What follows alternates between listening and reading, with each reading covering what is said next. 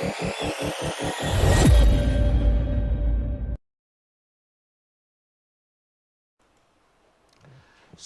Friends, कैसे हैं आप लोग। दोस्तों मैं हूं आपका दोस्त, आपका टीचर सीए डॉक्टर अमित कांडल। और दोस्तों आज हम स्टार्ट कर रहे हैं सीए फाइनल आईडीटी का न्यू बैच। हाँ दोस्तों, ये बिल्कुल नया बैच है। It's a totally new recording for 2024 exams.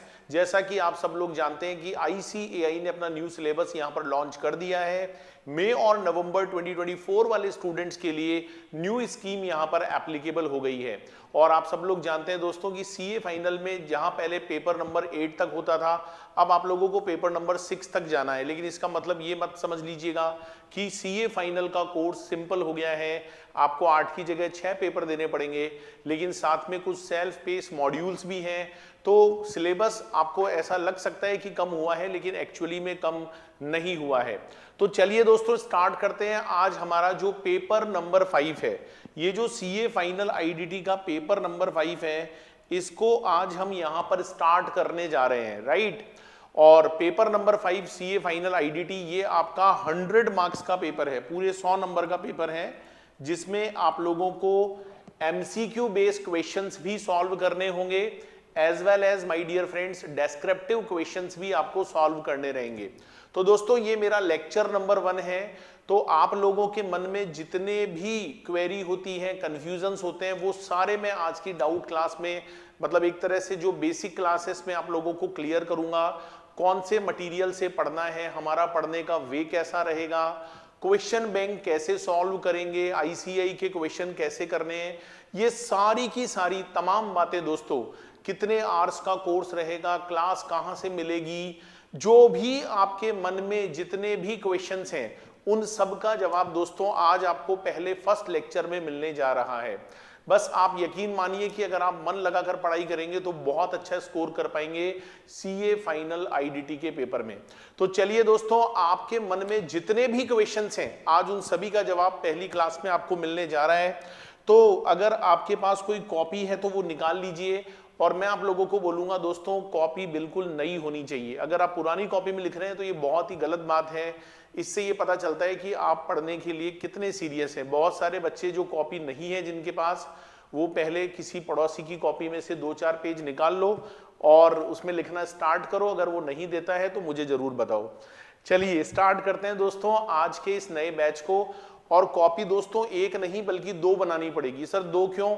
अरे भाई, एक कॉपी तो बनानी पड़ेगी आपको कॉन्सेप्ट नोट्स की, ठीक है, और दूसरी कॉपी बनानी पड़ेगी क्वेश्चंस को सॉल्व करने के लिए। चलो ये सारी बातें अभी बहुत डिटेल में बताऊंगा। आप लोग एक बार लिखना यहां पर स्टार्ट करो। छोटी छोटी बातें हैं देखो भाई, और लिखना बहुत जरूरी है, क्योंकि लिखने से क्या होता है, जब आप लिखते हो ना तो आपके माइंड को मैसेज जाता है। याद करो वो स्कूल के दिन जब आप क्लास में नोट्स बनाया करते थे तो कितनी जल्दी चीजें याद हो जाती थी। आजकल भाई मार्केट में बहुत बड़ा ट्रेंड है कि साहब कलरफुल बुक होनी चाहिए, चार्ट बुक होनी चाहिए, ब्यूटीफुल होनी चाहिए, सुंदर होनी चाहिए, चिकने कागज पर होनी चाहिए। इनसे कुछ भी नहीं होने वाला है। आप लोगों को दोस्तों लिखने का प्रैक्टिस करना बहुत जरूरी है। और यकीन मानिए, जब आप मेरी पहली, दूसरी, तीसरी क्लास को लिखकर पढ़ोगे ना तो आपको खुद कॉन्फिडेंस आ जाएगा कि हाँ सर, लिखने से ऑटोमेटिकली चीजें याद हो रही हैं, राइट। तो चलिए चीजों को लिखना शुरू करें। मैं क्लास में कोई भी चीज पहले से लिखकर नहीं पढ़ाऊंगा, मैं क्लास के साथ में ही आपको लिखकर पढ़ाऊंगा। क्योंकि दोस्तों मैं भी पहले प्रिंटेड मटेरियल यूज करता था, लेकिन जब से मैंने हैंडराइटिंग नोट्स वाली क्लासेस देना स्टार्ट किया है, बहुत सारे स्टूडेंट्स के मेरे पास फोन और मैसेज आते हैं कि सर रियली में जब हम चीजों को लिखते हैं तो चीजें हमें याद हो जाती है, हमारे माइंड को मैसेज जाता है। तो सबसे पहली बात दोस्तों देखो, पहला दिन है तो पहले दिन ये चीज सब पता होना जरूरी है। हो सकता है दोस्तों कि आपको ये सारी बातें पता हो, लेकिन मेरा फर्ज बनता है कि भाई मैं आपको सारी बातें बताऊं। सबसे पहली बात दोस्तों, सीए फाइनल आईडीटी का जो सिलेबस है वो सिलेबस कैसा रहेगा, राइट। कितने मार्क्स का पेपर आएगा, कहां से कितने क्वेश्चंस आएंगे, ये सारी तमाम बातें दोस्तों मैं आपको बता देता हूं। तो अगर माय डियर फ्रेंड्स हम सिलेबस की बात करें तो सीए फाइनल आईडीटी का जो सिलेबस है उसको इंस्टीट्यूट ने 2 पार्ट्स में डिवाइड कर रखा है। अच्छा भाई, 2 पार्ट्स में कैसे डिवाइड कर रखा है? देखो, फर्स्ट पार्ट है आप लोगों का जीएसटी का। जीएसटी समझते हो ना, goods and service tax, Gabbar Singh tax नहीं, गुड्स एंड सर्विस नहीं, services tax, goods and services tax. अच्छा सर, ये हमारे एग्जाम में कितने नंबर का पूछा जाएगा? तो भाई अब जो हमारा न्यू सिलेबस आ गया है, देखो ओल्ड की बातें नहीं कर रहा मैं, सारी बातें न्यू सिलेबस की कर रहा हूं, जिससे आपको बीच बीच में ये पता भी लगता रहे कि ये रिकॉर्डिंग नई वाली है, पुरानी वाली रिकॉर्डिंग क्लास में नहीं चिपकाई गई है। क्योंकि जब जब मैं नई रिकॉर्डिंग या नया सिलेबस बोलूंगा तो आप समझ जाया करो कि सर नई क्लास ही रिकॉर्ड कर रहे हैं, राइट। वरना कई बार ऐसा भी होता है कि भाई शुरू की क्लासें तो नई मिल गई, बाद में पुराने लेक्चर दे दिए, है ना। तो मैं बीच बीच में ये शब्द जरूर बोल दिया करूंगा न्यू सिलेबस, तो सब बच्चों को पता लग जाएगा कि भाई नई क्लास है ये, राइट। ओके, तो सर जीएसटी कितने नंबर का है जी? जीएसटी 80 मार्क्स का है। Okay sir. दूसरा custom, custom and FTP. FTP बोले तो फॉरेन ट्रेड पॉलिसी। एफटीपी का मतलब है दोस्तों फॉरेन ट्रेड पॉलिसी। ये आप लोगों के एग्जाम में 20 मार्क्स का पूछा जाएगा। तो जीएसटी वाला जो सिलेबस है ना वो तो 80 मार्क्स का है, और कस्टम और जो फॉरेन ट्रेड पॉलिसी है, फॉरेन ट्रेड पॉलिसी दोस्तों, वो आप लोगों के एग्जाम में 20 मार्क्स का पूछा जाएगा। ठीक है, तो इस तरीके से वेटेज को डिवाइड कर दिया गया है कि 80 मार्क्स का जीएसटी और जो कस्टम एंड एफटीपी है वो आपका 20 मार्क्स का है। आप में से बहुत सारे स्टूडेंट, बहुत सारे क्या लगभग सारे ही स्टूडेंट इंटर में भी इनडायरेक्ट टैक्स पढ़कर आए हैं, क्योंकि फाइनल में तो डायरेक्ट आते नहीं है, पहले इंटर का एग्जाम पास करना पड़ता है। तो जितने भी स्टूडेंट पास करके आए हैं भाई, मैं जानता हूं कि वो जीएसटी पढ़कर आए हैं, लेकिन कस्टम और एफटीपी आप सब लोगों के लिए बिल्कुल नया है, लेकिन उसका वेटेज ओनली 20 मार्क्स है दोस्तों। ठीक है, जो मेन वेटेज है वो आपका जीएसटी का है, दैट इज फॉर 80 मार्क्स। तो सर जीएसटी तो हमने पहले भी पढ़ा है। अरे भाई जो पहले पढ़ा है ना वो बिल्कुल बेसिक था, उसमें केवल आपने 10 चैप्टर पढ़े थे, राइट। उसके आगे की कहानी तो आपने पढ़ी ही नहीं।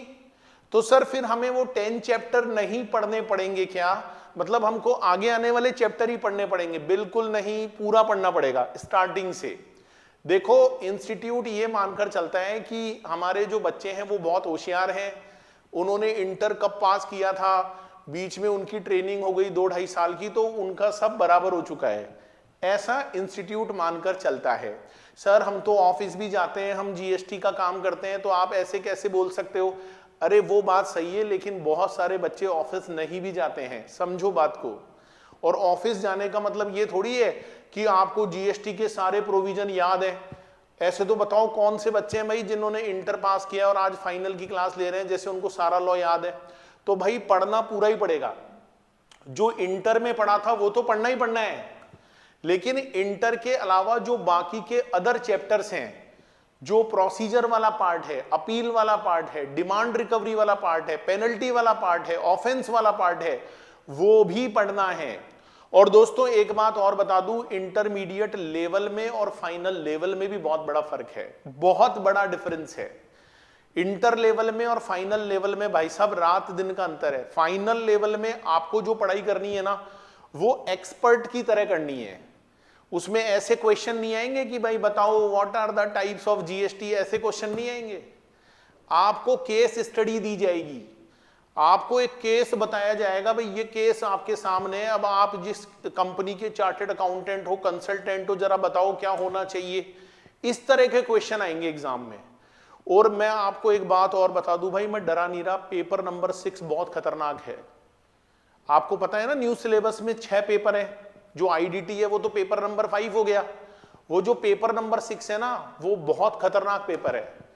उसमें जो 5 पेपर हैं उन 5 पेपर के मिक्स क्वेश्चन बनकर आएंगे। सोचो आज तक कभी ऐसा हुआ है कि एक ही क्वेश्चन में आपके ऑडिट भी आ रही है, एक ही क्वेश्चन में अकाउंट्स भी आ रही है, उस एक ही क्वेश्चन में डायरेक्ट टैक्स भी आ रहा है, उस एक ही क्वेश्चन में इनडायरेक्ट टैक्स भी आ रहा है, मतलब एक बड़े क्वेश्चन में सारे सब्जेक्ट्स मिलकर आ रहे हैं। बताओ ऐसा कभी हुआ है? लेकिन अब होगा। पेपर नंबर 6 में किस तरह के क्वेश्चंस आएंगे वो इंस्टीट्यूट ने वेबसाइट पर डालना स्टार्ट कर दिया है।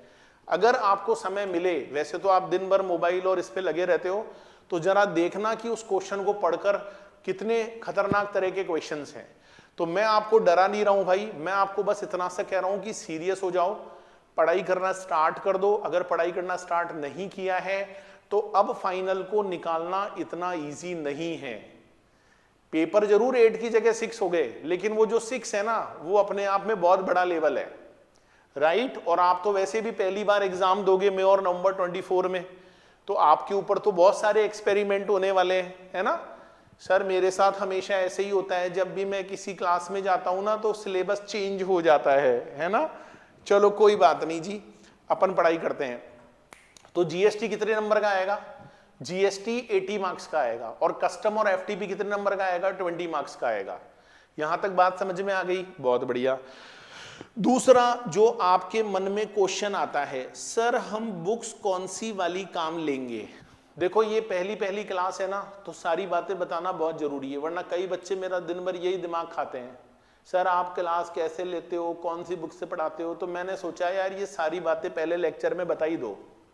पहले लेक्चर में बता दूंगा तो जैसे ही कोई बच्चा पूछेगा उसको लिंक दे दूंगा, भाई इसको सुन ले लेक्चर को, है ना। नहीं सर वो आपसे सुनने में मजा आता है। नहीं, बुक्स कौन सी चाहिए? सुनो, बुक्स कौन सी चाहिए। देखो भाई, बुक्स की अगर आप बात करेंगे तो मेरा थोड़ा सा तरीका अलग है पढ़ाने का, राइट।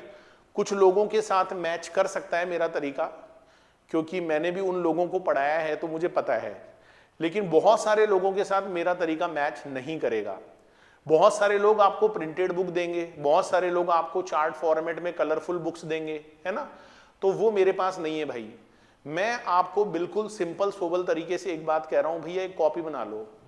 सर कितने पेज की कॉपी होनी चाहिए?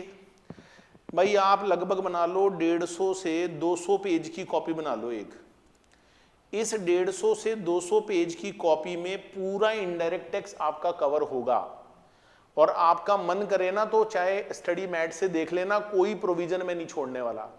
देखो मैं ये नहीं कह रहा कि आईसीएआई का स्टडी मटेरियल खराब है, बिल्कुल गलत बात है। आईसीएआई का स्टडी मैट सबसे बेस्ट मटेरियल है आज की तारीख में, और आईडीटी का स्पेसिफिकली। तो सर फिर आप उससे क्यों नहीं पढ़ा रहे? अरे मैंने उससे भी पढ़ाया है बच्चों को। मेरे अगर आप 2 साल पहले के बैच देखोगे ना, मैंने आईसीएआई के डायरेक्ट मॉड्यूल से भी पढ़ाया है। उसमें पता है प्रॉब्लम क्या आती है, बता देता हूं आपको। आईसीएआई का स्टडी मैट इस तरीके से डिजाइंड है कि उसमें चीजें तो सारी हैं, लेकिन उन्होंने क्या किया है, एक चीज को 4-4 बार बोलते हैं। पहले उसका बेयर एक्ट समझाएंगे आपको, फिर उसका एनालिसिस समझाएंगे, फिर उस एनालिसिस के अंदर बहुत सारे एग्जाम्पल डालेंगे, फिर उसी बात को क्वेश्चन फॉर्मेट में पूछेंगे। तो बच्चा कहता है, उसका दिमाग का दही बन जाता है। फिर बच्चा कहता है सर एक बात बताओ, आरटीपी के क्वेश्चन भी करने हैं, एमटीपी के क्वेश्चन भी करने हैं, तो सर कुछ भी दो पर एक ऐसा मटेरियल दे दो कि जिसको करने के बाद हमें कोई ये न कहे कि सर ये अलग से और पढ़ लेना, फिर क्या दिमाग खराब हो जाता है। तो भाई मैं आप लोगों के लिए सिंपल नोट्स बनाकर लाया हूं। जो बातें आपको टू द पॉइंट लिखनी है बस वही लिखनी है। क्लास मैंने बहुत ज्यादा नहीं बनाई है, ये नहीं भाई मैं 200, 250, 300 घंटे के लेक्चर दे रहा हूं, पता चला लेक्चर ही पूरे नहीं हो रहे हैं, है ना। क्योंकि स्टूडेंट के पास देखो टाइम सफिशिएंट है, उसके पास इतना टाइम नहीं है कि वो 200, 300 घंटे की क्लास देखेगा। तो मैं क्लास को 140 घंटे के आसपास खत्म कर दूंगा, 130 से 140 आवर्स में सारे के सारी एग्जाम्पल, सारे चीजें, नोट्स, कॉन्सेप्ट सारे कवर करूंगा। तो 150 से 200 पेज की एक कॉपी बनानी है। इस कॉपी को हम क्या नाम देंगे? Concept notes. कॉन्सेप्ट नोट्स या हैंडराइटिंग नोट्स भी बोल सकते हो, एक ही बात है। और ये बिल्कुल नई कॉपी होनी चाहिए। अगर मैंने पुरानी कॉपी देख ली तो अच्छी बात नहीं है, ध्यान रखना, है ना। बिल्कुल नई कॉपी लाओगे, 150 से 200 पेज की बढ़िया वाली, रफ नहीं। क्लासमेट की ले आना, सर बहुत महंगी आती है। देखो बढ़िया लाना, थोड़ा सा क्या पेपर बढ़िया होना चाहिए, पता चले पेपर की क्वालिटी इतनी खराब है कि पलट पलट के खराब कर दिया आपने स्थिति, ठीक है। तो कॉन्सेप्ट नोट्स की एक कॉपी बना लो। दूसरी, अच्छा ये जो कॉन्सेप्ट नोट है इसमें मैं क्या करूंगा? Covers entire ICAI study material. ये देखो मैंने इस तरह के बना भी रखे हैं, मैं आपको कैमरे में दिखा देता हूं। इस तरह से मैंने पूरे नोट्स बना रखे हैं। ये अगर आप देखोगे, ये पूरे मैंने पहले आईसीएआई के स्टडी मैट से, है ना, ये सारे नोट्स बनाए हैं। अब तो आप सोचोगे मेरे को कितना टाइम लगा होगा नोट्स बनाने में। अब मैं इन नोट्स को आपको क्लास में बनवाऊंगा, तो पहले आप लिखोगे, फिर लिखोगे तो मैं उसको बोलूंगा, तो 3 बार तो अपना क्लास में ही रिवीजन हो जाएगा। फिर अपन उसको समझेंगे, राइट। और मैं आपको गारंटी देता हूं दोस्तों, जो चीज आप लिखते हो ना, आपके माइंड को मैसेज जाता है और लिखी हुई चीज बहुत जल्दी याद होती है। इसका रीजन और बताता हूं, जब आप रिवीजन करने बैठोगे तो आपका रिवीजन भी बहुत फास्ट होगा। क्यों? आपको लगेगा यार ये तो मेरा ही लिखा हुआ है, चीजें बहुत जल्दी याद होती हैं। तो 200 पेज में हम पूरे कॉन्सेप्ट नोट्स कवर करेंगे। अब बच्चों के मन में एक डाउट और रहता है, यार सर ने 150-200 पेज में पूरा आईडीटी करा दिया, इन्होंने कहीं ऐसा तो नहीं है कि शॉर्ट में नोट्स बना दिए हो? पता चले हम एग्जाम देने बैठे तो क्लासरूम में तो बहुत समझ में आया, लेकिन एग्जाम में तो क्वेश्चन ही कवर नहीं हुए। सर ने तो हमारे साथ धोखा कर दिया बहुत बड़ा। क्लास में तो बहुत अच्छी अच्छी बातें करते थे, एग्जाम में पता चला यार बहुत बुरा निकला। तो भाई इसकी टेस्टिंग पता है कैसे होगी? नोट्स तो मैं सारे बनवाऊंगा, मैं साथ में आपको करवाऊंगा एक क्वेश्चन बैंक की प्रैक्टिस। अच्छा, ये क्वेश्चन बैंक मेरा बनाया हुआ नहीं है, मैं आपको बताऊं, बनाया तो मैंने ही है, लेकिन इसमें जो क्वेश्चन मैंने लिए हैं वो चाहो तो आप घर पे मिला लेना बैठ के। मैंने ICAI के जितने भी क्वेश्चंस हैं, ICAI के नए वाले मॉड्यूल के, पुराने नहीं, 2024 वाले नए मॉड्यूल के, मैंने लिख भी रखा है उसमें कि ये स्टडी मैट के क्वेश्चंस हैं, सारे क्वेश्चन। अच्छा, उसके आंसर मैंने चेंज नहीं किए हैं, मैंने भाई साहब वहां से कॉपी करके पेस्ट किया है, मैं झूठ नहीं बोल रहा, आप चाहो मिला लो। सारे क्वेश्चन मैंने ICAI स्टडी मैट के ले लिए वहां पर। अच्छा सर, और क्या लिया आपने? भाई मैंने RTP, MTP, पास्ट एग्जाम के क्वेश्चंस, पिछले आप ये मान लो 10 से 12 साल के सारे क्वेश्चन, जब से मतलब GST लागू हुआ है, 10-12 साल तो नहीं, 2017 से लेके आज तक के जितने भी क्वेश्चंस हैं GST के, एवरीथिंग इज कवर्ड। मैं आपको थोड़ी सी उसकी वो भी दिखा देता हूं एक बार शक्ल, कैसा है स्टडी मैट, ये देखो, सॉरी क्वेश्चन बैंक कैसा है, ये रहा, ये मेरा क्वेश्चन बैंक है CA फाइनल IDT का, that is fully amended for May और नवंबर 24 एग्जाम। बैच स्टार्ट करने में इसीलिए लेट हो गया भाई, इसमें सारे अपडेशन किए हैं, बहुत टाइम लगा है। इसमें मैंने देखो ICAI स्टडी मैट के सारे क्वेश्चंस लिए हैं इलस्ट्रेशन के साथ। RTP के क्वेश्चन है अप टू नवंबर 2023 तक की, RTP के सारे क्वेश्चन कवर्ड हैं। MTP के भी नवंबर 2023 तक की जितनी भी RTPs आई हैं आज तक की, उनके सारे क्वेश्चन कवर हैं। मई 2023 तक का जो अपने पास्ट एग्जाम है, नवंबर का इसलिए नहीं लिया कि भाई वो तो अभी अभी हुआ है, जब मैं क्लास रिकॉर्ड कर रहा हूं तो अभी सजेस्टेड आंसर आए ही नहीं। अच्छा, मजे की बात ये है भाई, मैंने इसके आंसर्स को चेंज नहीं किया है, मैंने जैसा इंस्टीट्यूट का था वहीं से कॉपी पेस्ट किया है। अब होगा क्या, लगभग आप ये मान लो 745 क्वेश्चंस हैं, इनको करने के बाद जब मैं कराता कैसे हूं, जैसे मान लो मैंने आपको बेसिक चैप्टर पढ़ाया, तो मैं जिस कॉन्सेप्ट को पढ़ाऊंगा उसके साथ ही मैं उसके क्वेश्चन करा देता हूं। मैं ऐसे नहीं करता कि पूरा चैप्टर खत्म होने दो फिर लो जी अब क्वेश्चन करने बैठते हैं, ऐसे नहीं। मान लो मैंने सप्लाई का कॉन्सेप्ट पढ़ाया GST में, उसके 5 क्वेश्चन हैं, तो वो 5 मैंने वहीं करा दिए।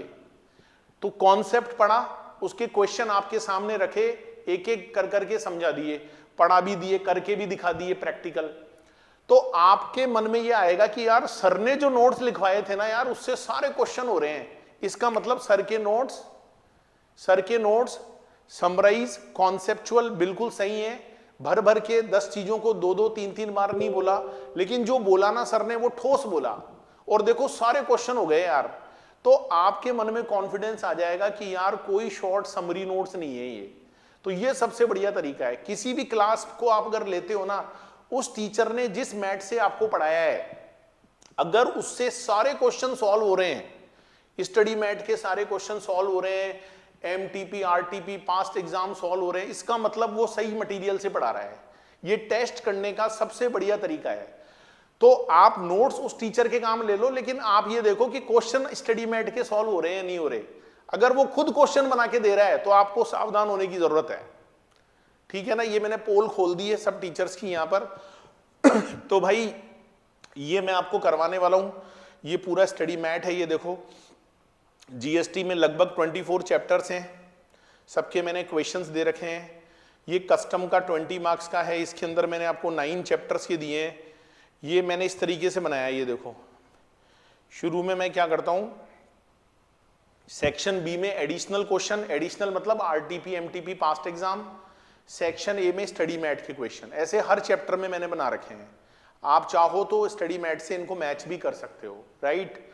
चलिए अभी एक चीज और बता दूं आप लोगों को, एक चीज और बता दूं मैं, इंस्टीट्यूट ने यहां पर एक काम किया है कि जब अपन आईडीटी का पेपर पहले पढ़ते थे ना, मतलब पुराने वाले सिलेबस में, तो एक चैप्टर नंबर 1 आता था बेसिक कॉन्सेप्ट, वो न्यू सिलेबस में नहीं है, सप्लाई से डायरेक्ट शुरू कर दिया। लेकिन मैं आपको बेसिक अभी भी पढ़ाऊंगा, क्योंकि बेसिक आना बहुत जरूरी है। मेरे को पता है आपको आता होगा बेसिक, लेकिन भाई मुझे ये मानकर पढ़ाना है कि आपको कुछ नहीं आता, क्योंकि अगर मैंने ये मान लिया कि आपको सब कुछ आता तो फिर आपका घाटा हो जाता। सही बात है ना। तो ये मानकर पढ़ाऊंगा कि आपको कुछ नहीं आता है, आप बिल्कुल ना समझ हो, बिल्कुल कच्चे घड़े हो, मैं आपको पहली बार जीएसटी पढ़ाने जा रहा हूं, मैं ये मानकर आपको पढ़ाऊंगा। मैं आपसे कभी भी एक्सपेक्ट नहीं करूंगा कि आप इंटर में पढ़कर आए हो, राइट। अच्छा तो सर आप क्या कहना चाह रहे हो, 2 कॉपी बनानी है? हाँ जी 2 कॉपी। पहली कॉपी में क्या बनानी है? नोट्स की, सारे नोट्स क्लास में लिखने हैं, ठीक है। मेहनत करनी पड़ेगी। देखो जब मेहनत करते हैं ना, लिखते हैं तो मेहनत होती है, और मेहनत से क्या है, चीजें याद होती हैं। ये जो डायरेक्ट कलरफुल बुक, चिकने कागज पर चार्ट वार्ट, ये सब डफोसलेबाजी है, कुछ नहीं होने वाला। थोड़े दिन वो कलरफुल बुक अच्छी लगती है, उनको ऐसे टेबल पर आप रख लेते हो, भाई बहुत बढ़िया बुक है, लेकिन उससे होना कुछ नहीं है, राइट। दूसरी बात, दूसरी कॉपी बनानी है क्वेश्चन बैंक की। मैक्सिमम 80-90% क्वेश्चन क्लास में करवाऊंगा मैं। ऐसा हो सकता है कि कोई क्वेश्चन बिल्कुल हूबहू मिल रहा है, मान लो, मतलब फिगर भी चेंज नहीं है या थोड़े से फिगर चेंज हैं, तो मैं उसके लिए कह दूंगा भाई इसको जरा एक बार घर पे देख लेना। बाकी भाई 80-90% क्वेश्चन सारे क्लास में करवाऊंगा आपको, पक्की बात है। वो तो फिर आप ही बोलने लग जाओगे सर रहने दो सर, हम कर लेंगे घर पे सर, प्लीज सर, ठीक है। तो ये 2 कॉपी आपके पास होनी चाहिए, अगर ये नहीं है इसका मतलब आप सीरियस नहीं हो। तीसरी बात, सर ये जो आप नया बैच यहाँ पर रिकॉर्ड कर रहे हो, तो ये एप्लीकेबल कौन से एग्जाम के लिए है? भाई ये जो मैं रिकॉर्डिंग आपको दे रहा हूँ ना, दिस इज फॉर मई और नवंबर 2024 एग्जाम्स। मतलब मई और नवंबर वालों के लिए तो ये मान लो जी कुछ भी नहीं करना, मई वालों के लिए तो ये समझ लो कि इसके अलावा कुछ पढ़ना ही नहीं है। मतलब इवन अगर वो भी आएंगे ना अमेंडमेंट्स, वो भी नहीं देखने हैं, मैंने वो भी कवर कर लिए, क्योंकि मई एग्जाम वालों को 31 अक्टूबर तक के अमेंडमेंट चाहिए होते हैं, तो 31 अक्टूबर 23 जा चुका, वो भी मैंने कवर कर लिए। हाँ जिसकी नवंबर में एग्जाम है तो क्लास तो यही देखनी है, लेकिन जो 6 महीने के कुछ अमेंडमेंट्स आते हैं इंस्टीट्यूट की साइट पर, वो 1-2 वीडियो बनाकर आपको समझाने रहते हैं बस। वो आपको मैं यूट्यूब पर भी दे दूंगा, ऐप में भी दे दूंगा, उसकी चिंता मत करो। सर हमारे एग्जाम तो बाद में हैं, हमारे एग्जाम तो 2025 में है, तो क्या हम आपकी क्लास देख सकते हैं? बिल्कुल देख सकते हो। तो सर फिर वो लॉ चेंज हो जाएगा तो, अरे चेंज का मतलब पूरी किताब थोड़ी बदल जाती है। जो चेंज होंगी उन चेंज की क्लास आपको और दे देंगे। तो अगर आपका मन है भाई तो देख लो, बाकी मई और नवंबर 24 वालों को तो चिंता करनी नहीं है। 25 वालों को थोड़े से अमेंडमेंट एक्स्ट्रा लेने पड़ेंगे, वो मैं आपको अलग से दे दूंगा, इसमें चिंता की क्या बात है। बहुत बढ़िया सर। चौथी चीज, सर आप हमारा जो क्लास है ये कितने टाइम में करवा दोगे? मतलब इसका ड्यूरेशन क्या रहेगा, मतलब कितने दिन में बैच पूरा होगा, ये बताओ, आप काम की बात बताओ। क्योंकि सर बोलते सब हैं लेकिन वही 200-200 300-300 घंटे लगाते हैं। भैया मैं आपको यकीन दिलाता हूं 130 से लेकर 140 घंटे की क्लास हमारी होने वाली है। और ये मैं आपको बता दूं भाई, ये कोई फास्ट ट्रैक बैच नहीं है, मैं कभी भी फास्ट ट्रैक बैच नहीं लेता हूं, मैं हमेशा रेगुलर बैच ही लेता हूं। हाँ किसी को अगर फास्ट ट्रैक देखना है, जैसे होता है ना कई बच्चे, सर पहले मैंने उन सर की क्लास ली थी, मेरे समझ में नहीं आया, अब मेरे पास तो 140 घंटे नहीं है, मैं क्या करूं, मैं आपकी रेगुलर क्लास तो ले ही नहीं सकता। तो भाई ऐसे बच्चों को क्या करना चाहिए, देखो क्लास तो रेगुलर ही मिलेगी, फास्ट ट्रैक में लेता भी नहीं हूं, क्योंकि मुझे नहीं समझ में आता ये फास्ट ट्रैक और ये कैप्सूल और क्या। मैं तो ये कहता हूं जी 140 घंटे की क्लास है ना, अगर आपको 70-80 घंटे में देखनी है, आप पहले आईडीटी पढ़े हुए हो, तो मेरे ऐप में फीचर है ना भाई, उसको 1.5 पर करके देख लो, 1.75 पे करके देख लो, जल्दी खत्म हो जाएगी। तो अपने पास भैया एक ही क्लास है रेगुलर क्लास, 130 से 140 घंटे। किसी को पहली बार पढ़ रहा है तो वो आराम से शने शने पढ़े, धीरे धीरे से पढ़े। किसी को तेज पढ़ना है, पहले क्लास ली हुई है, रिवीजन के रूप में लेनी है, तो स्पीड को बढ़ाकर देख ले, और कोई इलाज नहीं है अपने पास, राइट। ओके सर, तो ये हमारी क्लास का क्या रहने वाला है, ड्यूरेशन। तो मैं आप लोगों को नोट्स बनवाने वाला हूं, कॉन्सेप्चुअल क्लैरिटी के साथ क्वेश्चन बैंक सॉल्व करवाने वाला हूं। सर एक बात और बता दो, ये जो आपकी क्लास है ये मिलती कैसे है? मतलब अगर मान लो हम अभी यूट्यूब पर आपकी क्लास देख रहे हैं, पहला लेक्चर देख रहे हैं और हमको आगे क्लास लेनी है, तो हम कैसे लें? देखो 4-5 क्लास तो आपको वैसे भी फ्री देखने को मिलेगी। भाई आपको पता तो चले मैं पढ़ाता कैसा हूं, मेरा वे तो पता चले, पैसे देने से पहले ये तो देखोगे ना। उसके बाद अगर आपको मेरी क्लास चाहिए तो मेरी एंड्रॉइड ऐप बनी हुई है अमित खांडल क्लासेस, ये आप प्ले स्टोर पर जाइएगा, वहां से मेरी ऐप को डाउनलोड कर लीजिएगा प्ले स्टोर से, और आप मेरी क्लास का मजा ले सकते हो। सर आपकी क्लास केवल मोबाइल पर ही चलती है क्या? नहीं भाई, लैपटॉप पर भी चलती है। आप चाहे परचेज मोबाइल से कर लो, लेकिन अगर आपको लैपटॉप पर देखनी है तो मैंने कोर्स का जो डिस्क्रिप्शन है ना, वहां पर लिंक दे रखा है कि लैपटॉप पर कैसे देखें। तो सर अगर मैंने जैसे लैपटॉप पर देख ली तो फिर क्या मैं मोबाइल में नहीं देख सकता? जैसे मेरे को क्या है सर, कई बार बाहर जाना पड़ता है, हमारे घर में जैसे शादी वगैरह होती है तो कई बार मेरे को बाहर ट्रैवल करना पड़ता है, तो जैसे मैं लैपटॉप लेके तो बार बार घूम नहीं सकता, तो क्या मैं ऐसा कर सकता हूँ कि जैसे मैं आपकी 2 क्लास लैपटॉप पे देख लिया, फिर जैसे मेरा मन कर रहा है कि यार मैं थोड़ा ऐसे बेड पर ऐसे लेटे लेटे पढ़ लूँ लैपटॉप से, तो क्या मैं 2 क्लास, हाँ हाँ कोई दिक्कत ही नहीं है। ऐसा नहीं है अपने कि भाई मोबाइल पर ले लिया तो लैपटॉप पर नहीं देख सकते, लैपटॉप पर ले लिया बेटा तूने तो मोबाइल पर नहीं देखने देंगे, ऐसा नहीं है। जैसे आपका मन करे, जब मोबाइल पर देखने का मन हो मोबाइल पर देखो, जब लैपटॉप पर देखने का मन हो लैपटॉप पर देखो, कोई दिक्कत नहीं है। और यहीं जयपुर में बैठे हो और अभी मेरी क्लास रिकॉर्ड हो रही है तो भाई आ जाओ, ऑफलाइन देख लो, पढ़ लो, कोई दिक्कत ही नहीं है ना। बहुत सारे आर्टिकल्स बैठे हैं, इनकी तो फीस भी नहीं लगती, फ्री है ये तो, खुश हैं। अगर आप बाहर से आओगे तो जो भी छोटी मोटी फीस लगेगी वो दे देना, इसमें क्या बात है। चलो जी, बहुत बढ़िया। और YouTube चैनल पर भी क्लास आपको अपलोड हो जाएगी, पूरी नहीं होंगी, मतलब 5-6 क्लास होंगी, राइट। ओके, नेक्स्ट पॉइंट और एक समझ लो, that is called question paper. बस फिर शुरू करेंगे अपन क्लास को। देखो बताना जरूरी है यार, ये बच्चों के दिमाग में क्या क्वेश्चन रहते हैं, फिर वो बाद में परेशान करते हैं, यार एक बार में बता दो सारी बात। सर क्वेश्चन पेपर कैसे आता है, मतलब अभी जैसे न्यू स्कीम है, मैं ज्यादा देखा नहीं हूं इसको क्योंकि मैं बहुत बिजी रहता हूं, तो मेरे को जैसे पता नहीं है कि पैटर्न क्या रहेगा, मतलब कैसे आएगा पेपर, मतलब वो ABCD आएंगे कि एक पर गोला करो, या वो पूरा ऐसे लिखना पड़ेगा, कैसे आएगा? तो मैं समझा देता हूं भाई। अब जो न्यू स्कीम है ना आपकी, उसमें जो पैटर्न है वो पैटर्न कैसे है, देखो इसमें एक तो रहेगा पार्ट 1, एक रहेगा भाई साहब पार्ट 2। एक तो पार्ट 1 है, एक पार्ट 2 है। पार्ट 1 में मिलेंगे MCQ, इसमें OMR शीट मिलेगी आपको। OMR शीट समझते हो ना, सर्कल, हाँ वही वही गोले काले करने हैं। 30% का जो पेपर है ना वो आपका MCQ बेस है, पहले भी 30 था, अभी भी इंस्टीट्यूट ने इसको 30% ही रखा है। सर एक बात बताओ, इसमें कोई नेगेटिव मार्किंग तो नहीं है? तो मैं बता दूं भाई, नो नेगेटिव मार्किंग, क्योंकि बहुत सारे लोगों के दिमाग में ये था कि कहीं इंस्टीट्यूट नेगेटिव मार्किंग स्टार्ट नहीं कर दे, तो भाई फाइनल लेवल पर अभी तक कोई नेगेटिव मार्किंग स्टार्ट नहीं करी है। अगर आपने गलत भी लगा दिया तो टेंशन नहीं लेने का, उसके नंबर नहीं मिलेंगे, लेकिन सही वाले के नहीं कटेंगे, ठीक है ना, ये एक बहुत बड़ी बात है। तो 30% नो नेगेटिव मार्किंग है। पार्ट 2 रहेगा आपका कैसा, डेस्क्रिप्टिव, ठीक है, ये रहेगा आपका 70% पेपर, 70% पेपर इसमें रहेगा। इसमें वैसे ही जो आज तक बचपन से करते आए हो, सेपरेट आंसर बुक मिलेगी, इसीलिए लिखना जरूरी है। 70% पेपर भाई साहब लिखने वाला होगा। तो हमारे यहाँ पर कई ऐसे महान लोग बैठे हैं, मतलब जिन्होंने 6-6 महीने से लिखा ही नहीं, कॉपी में लिखने की आदत ही नहीं उनकी, वो सारा काम बस मोबाइल पे लैपटॉप पर देख के कर लिए।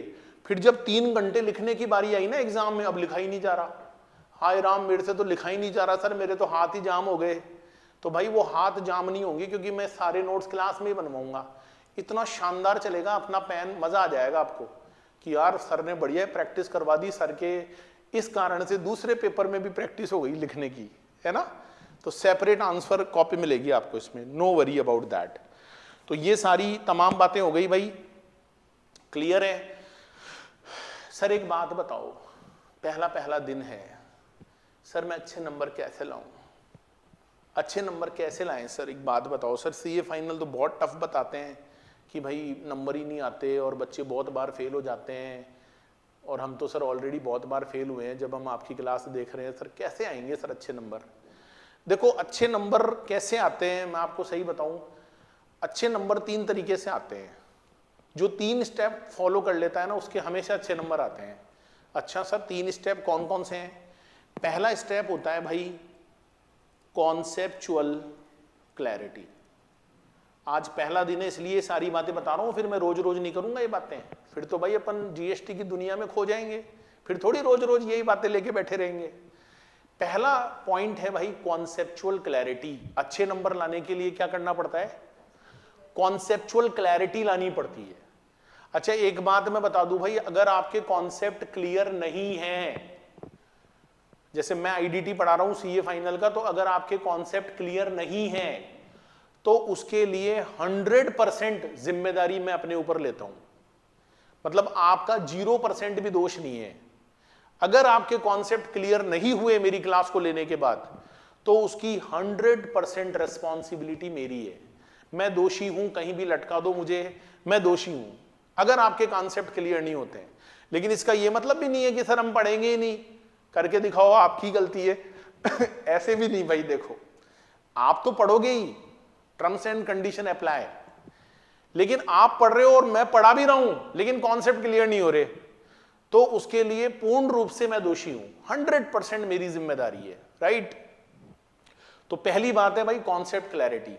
तो सर आप कैसे कॉन्सेप्ट क्लियर कर देते हो? देखो सबसे पहली बात है भाई नोट्स।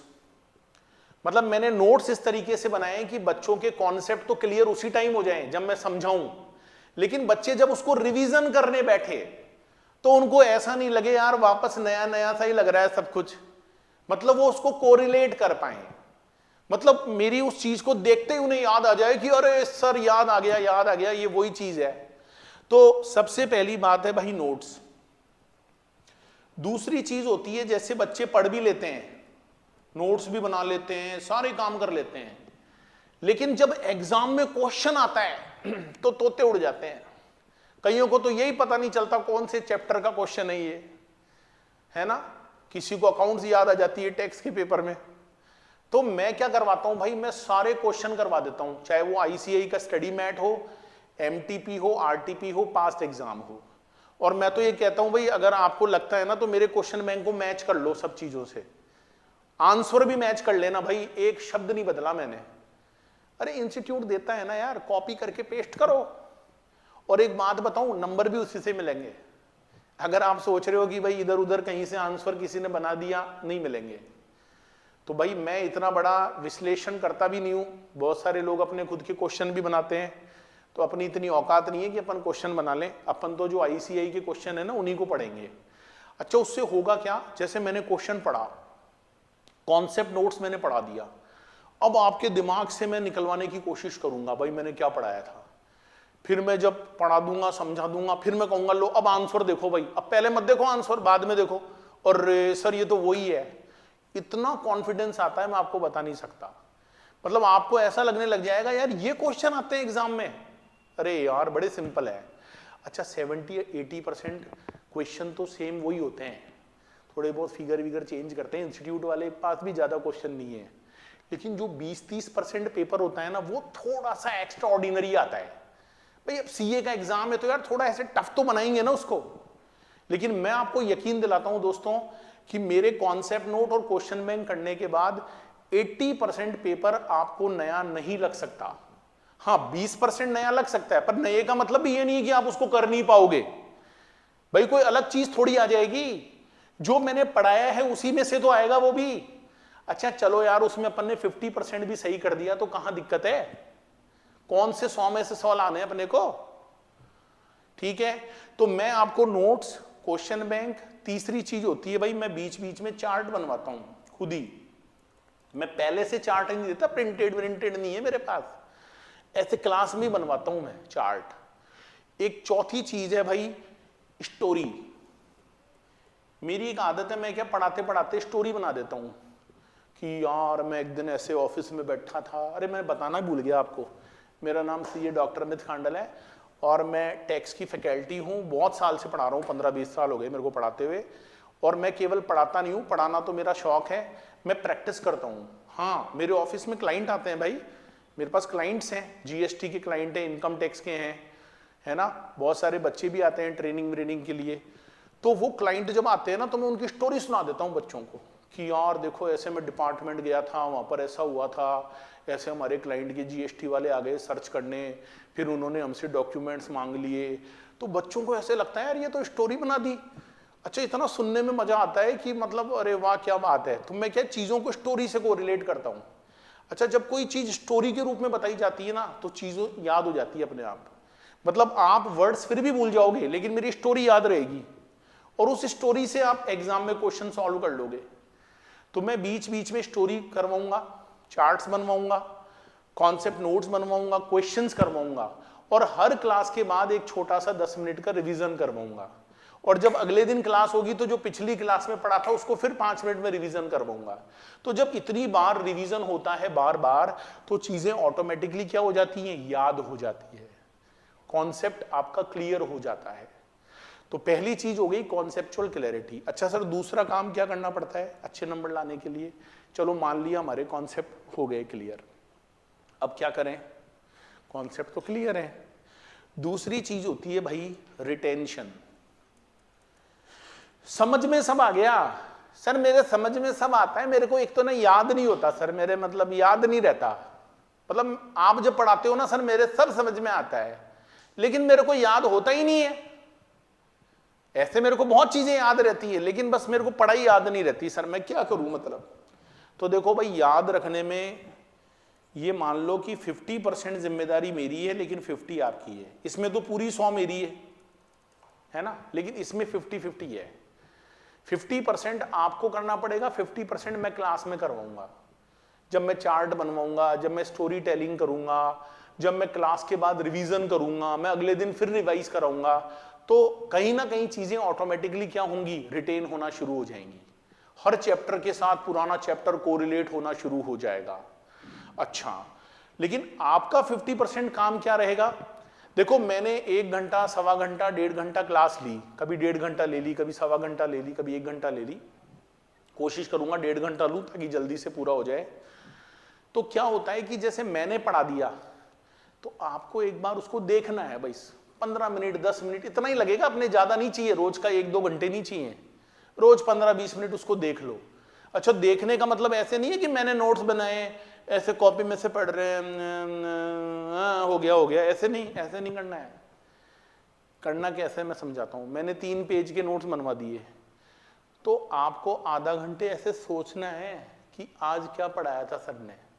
और एक बात बताऊं, सबसे बढ़िया टाइम पता है क्या होता है? जब आप रात को सोने जाते हो ना, ऑन बेड, आपको नींद नहीं आती जल्दी से, 10-15 मिनट आपका दिमाग में बहुत सारी चीजें चलती है, मुझे पता है आपके दिमाग में क्या क्या चलता है, लेकिन आपको उस 15-20 मिनट में ये सोचना है आज सर ने क्या पढ़ाया था। तो आपको क्या है, वो चीजें याद आएंगी। अच्छा, अगर कोई चीज याद नहीं आई तो बोलो आपको नींद नहीं आएगी, और नींद नहीं आएगी तो आपको लगेगा यार वो क्या था, आप एकदम से उठकर बैठ जाओगे और वो कभी जिंदगी में नहीं भूलोगे आप। मजाक की बात है, ऐसे कोई जरूरी नहीं है कि बेड पर जाओ जब भी करो, दिन में कभी भी कर लो, लेकिन पहले थिंक करो, सोचो क्या पढ़ाया था आज, उसको दिमाग में सोचो, राइट। और जैसे मैंने 6 दिन पढ़ा दिया तो आज भाई चलो संडे है यार, 6 दिन का एक मास्टर रिवीजन मार दो, तो 2 से 3 घंटे में 6 दिन की पूरी पढ़ाई रिवाइज। तो ये काम आप करो 50-50, 50% जिम्मेदारी आपकी, 50 मेरी, ये भी मैं करवाऊंगा आपको।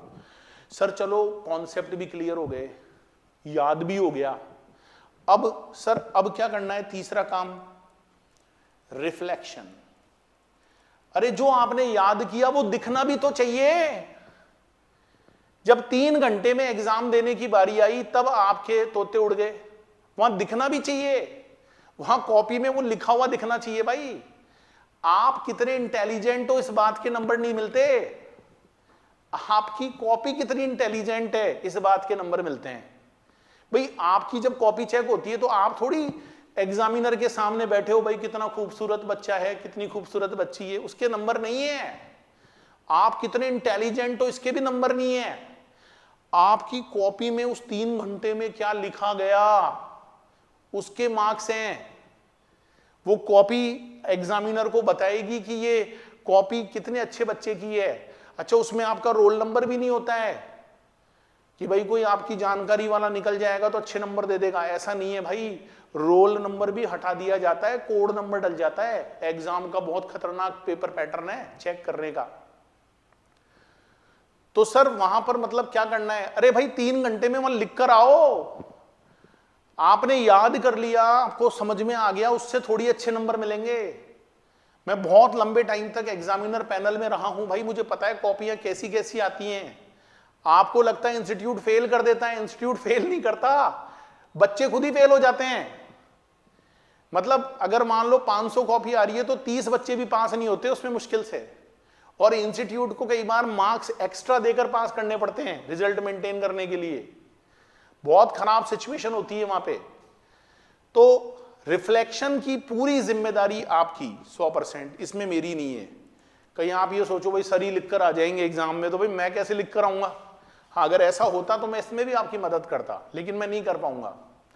तो जो आप क्वेश्चन रोज करोगे कॉपी में इसीलिए बनवा रहा हूं। आप ऐसे ऊपर ऊपर से पढ़ लेते हो। कई बच्चे पता है क्या करते हैं, क्वेश्चन पढ़ा, अच्छा पहले आंसर पढ़ते हैं, पहले आंसर पढ़ते हैं फिर क्वेश्चन पढ़ते हैं कि भाई सही बनाए गलत बनाए। तो ऐसे भैया ऑडिट नहीं करनी है। वैसे तो आप लिख कर करो, देखो न्यूमेरिकल क्वेश्चन तो सारे कॉपी में लिख कर करो जैसे एग्जाम में कर रहे हो, ठीक है। थ्योरी क्वेश्चन है, टाइम नहीं है यार, अब बार बार क्या लिखें। तो एटलीस्ट इतना तो कर सकते हो ना कि उसके क्वेश्चन को पढ़ लिया और आंसर मन में सोच लिया और फिर आंसर देखा कि भाई उसमें क्या लिखा हुआ है, तो पता चल गया ना। तो ये बात है, क्योंकि समझ में आता है लेकिन क्वेश्चन से कोरिलेट करना भी सीखना पड़ेगा। तो ये 3 काम जो कर लेगा ना उसके अच्छे नंबर आएंगे। पहला कॉन्सेप्चुअल क्लैरिटी, अगर यही नहीं है तो रिटेन क्या करोगे, रिफ्लेक्शन क्या करोगे? कॉन्सेप्चुअल क्लैरिटी है तो रिटेन करो, याद करो, उसको बार बार रिवीजन करो, ठीक है। याद भी हो गया लेकिन रिफ्लेक्ट करना नहीं आ रहा क्योंकि कॉपी में करके तो देखा ही नहीं कभी, मन ही मन सोचते रहे ऐसे आएगा तो ऐसे कर दूंगा, ऐसे आएगा तो वैसे कर दूंगा, ना ऐसे हुआ ना वैसे हुआ। अरे यार वो 3 घंटे में नहीं हो पाया यार भाई, मैं तो वो इसीलिए नहीं हो पाया, प्रैक्टिस नहीं है ना, बस उसी में टिक लगा लिया। टिक लगाने से नहीं होएगा, पहले ही बता दूं आपको, राइट। तो ये 3 चीजें जिसकी पूरी होंगी भाई वही अच्छे नंबर लेकर आ सकता है। तो ये सारी बात है। तो ये समझ में आ गया? आपके मन में जितने भी क्वेश्चंस थे, क्या उसका जवाब मिला आप लोगों को? हाँ जी, मिल गया जवाब। चलिए तो आज हम स्टार्ट करते हैं paper number 5 CA final IDT. तो देखो आज मेरी पहली क्लास है, बिल्कुल बच्चों की जैसे शुरू करूंगा, है ना। ये मानकर पढ़ाऊंगा जी आपको कुछ नहीं आता, आप बिल्कुल जीरो हो, राइट। सबसे पहले हम ये जानने की कोशिश करेंगे कि व्हाट इज टैक्स। ओहो सर ये क्या क्वेश्चन पूछते हो आप, व्हाट इज टैक्स? एग्जाम में नहीं आएगा लेकिन आपको पता होना जरूरी है। कोई आपसे पूछ ले भाई जरा बताओ व्हाट इज टैक्स, तो क्या आप बता सकते हो? एक लाइन में बताना हो कि टैक्स का मतलब क्या है। आप तो इंटर पढ़े हुए हो, सीए वीए कर रहे हो, भाई जरा बताओ एक लाइन में लेमैन की लैंग्वेज में क्या होता है टैक्स। टैक्स का मतलब क्या है, एक लाइन में बताना है। तो लिखो भाई अपनी कॉपी में, पहला पॉइंट व्हाट इज टैक्स, यहां से शुरू करेंगे हम, ठीक है। सप्लाई वो नहीं करेंगे, भी चार्ज, यहां से शुरू करेंगे व्हाट इज टैक्स। एक दो दिन बिल्कुल मस्त रहो आप, मैं बिल्कुल नॉर्मल नॉर्मल बातें करूंगा आपसे। What is tax? तो टैक्स का मतलब लिखेंगे, tax is compulsory extortion of money. Tax का मतलब क्या होता है? कंपल्सरी एक्सटोर्शन ऑफ मनी, ठीक है ना। एक्सटोर्शन का मतलब क्या होता है? एक्सटोर्शन का मतलब होता है वसूली। वसूली मतलब रिकवरी, और मनी का मतलब तो पता ही है आपको, धन। और कंपल्सरी का मतलब समझते ही हो, जबरदस्ती, है ना। तो धन की जब अनिवार्य रूप से वसूली होती है, वसूली, है ना। अपना मतलब पढ़ाने का यही पैटर्न है, मैं सब कुछ इंग्लिश में ही कराऊंगा, लेकिन मैं बीच बीच में आपको थोड़े हिंदी वर्ड्स भी बोलूंगा ताकि आपको थोड़ा कंफर्टेबल लगे, राइट। तो टैक्स को अगर मैं एक लाइन में बोलूं तो टैक्स का मतलब होता है tax is compulsory extortion of money. धन की अनिवार्य रूप से वसूली को हम टैक्स बोलते हैं। अब ये कंपल्सरी है भाई, इसमें इच्छा वाली बात नहीं है कि भाई मेरा मन होगा तो मैं दूंगा, मेरा मन नहीं होगा तो मैं नहीं दूंगा, तो ऐसे तो फिर किसी का ही मन नहीं होगा। तो टैक्स हमेशा क्या होता है? कंपल्सरी एक्सटोर्शन होता है। किसका? मनी का। मनी मतलब पैसा, अपना सपना मनी मनी, है ना। अब मेरे से कुछ बच्चे कह रहे हैं सर आपने बोला कि टैक्स का मतलब कंपल्सरी एक्सटोर्शन ऑफ मनी होता है, तो सर एक बात बताओ, जैसे मुंबई में हफ्ता वसूली होती है, जैसे वहां पर क्या है, कुछ गुंडे बदमाश लोग होते हैं, तो वो क्या करते हैं, जो बिजनेसमैन होता है ना, व्यापारी लोग, उनसे मतलब हफ्ता वसूली करते हैं। हफ्ता वसूली का मतलब होता है उनसे हर महीने पैसे लेते हैं। तो सर वो भी कंपलसरी होती है, उनको देना पड़ता है, नहीं देंगे तो वो उनका बिजनेस को हार्म करते हैं, उनको किडनैप कर लेते हैं। तो सर एक बात बताओ, फिर तो वो भी टैक्स है? बताओ है या नहीं है टैक्स? मुंबई में जो हफ्ता वसूली होती है, भाई लोग जो हफ्ता वसूली करते हैं, क्या वो टैक्स है या नहीं है? अरे हाँ या ना कुछ तो बोलो। वो भी है? वो नहीं है भाई, वो टैक्स थोड़ी है। तो सर आपने तो बोला था कि मनी का कंपलसरी एक्सटोर्शन टैक्स होता है। हाँ, इसमें एक शब्द जोड़ लो, अंडर एनी लॉ। देखो मनी का एक्सटोर्शन टैक्स है, आई एग्री, लेकिन वो किसी लॉ के अंदर होना चाहिए, वो किसी कानून के अंदर होना चाहिए। तो हफ्ता वसूली का कौन सा कानून बना हुआ है? ये कहां लिखा हुआ हमारे देश के संविधान में भाई हफ्ता वसूली करो? कानून है इसका? कोई कानून नहीं है। इसका मतलब वो टैक्स नहीं है। तो टैक्स कब होता है? जब मनी का कंपलसरी एक्सटोर्शन होता है, वो भी कहां पर? Under any law. कानून होना चाहिए, लॉ होना चाहिए। तो सर ये लॉ कौन बनाता है? ये लॉ कौन बनाता है? लॉ कौन बनाता है हमारे देश में? अपने आप बन जाता है? पार्लियामेंट बनाती है। अच्छा, और कौन बनाता है?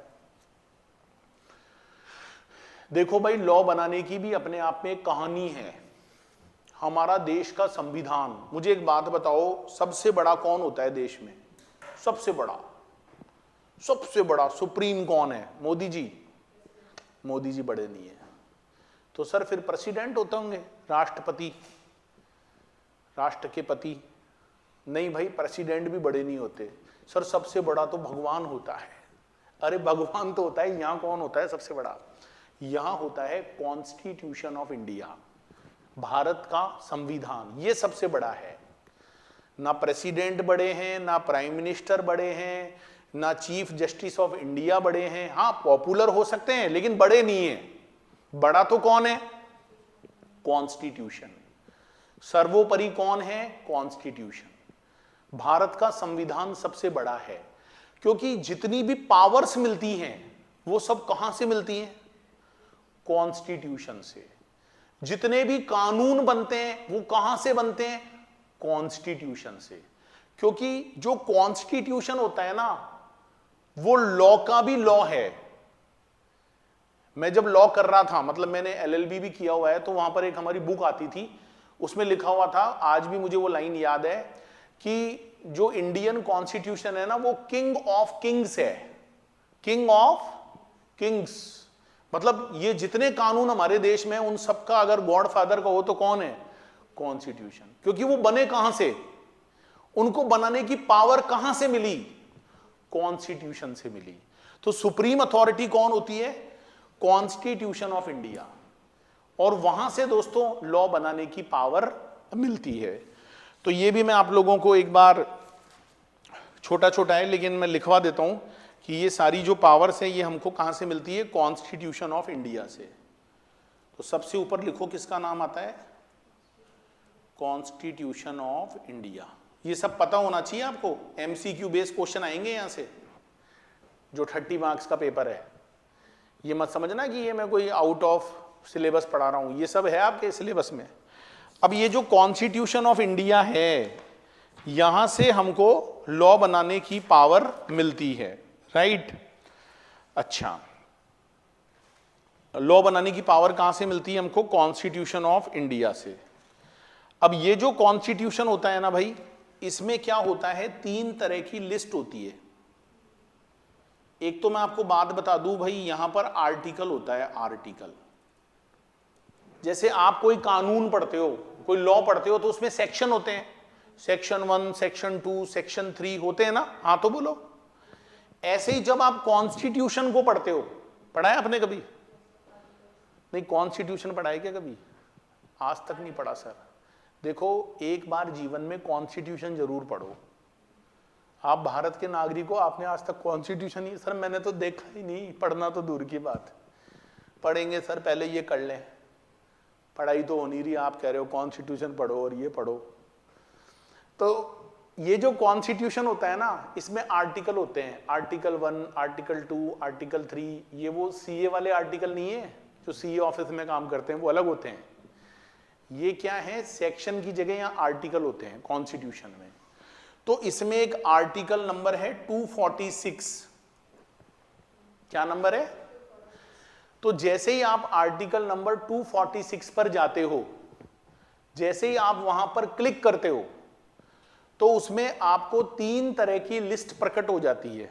कितने तरह की? 3 तरह की। एक का नाम होता है यूनियन लिस्ट। कौन सी लिस्ट होती है? Union list. एक होती है भाई हमारे देश में स्टेट लिस्ट। वो जो बात आ रही थी ना भाई, कानून कहां से बनते हैं, वो बता रहा हूं आपको, कानून कहां से बनते हैं। और तीसरी लिस्ट होती है कॉनकरेंट लिस्ट। कॉनकरेंट लिस्ट। ऐसे 3 लिस्ट होती हैं। तो सबसे पहली बात, टैक्स का मतलब क्या है? Tax is compulsory extortion of money under any law. दूसरा क्वेश्चन आता है, सर ये लॉ कहां से बनते हैं? कॉन्स्टिट्यूशन से। देखो बिल्कुल बिल्कुल नीचे से लेके जा रहा हूं आपको, ऐसे बिल्कुल नीचे, जीरो नहीं, माइनस से उठा रहा हूं आपको।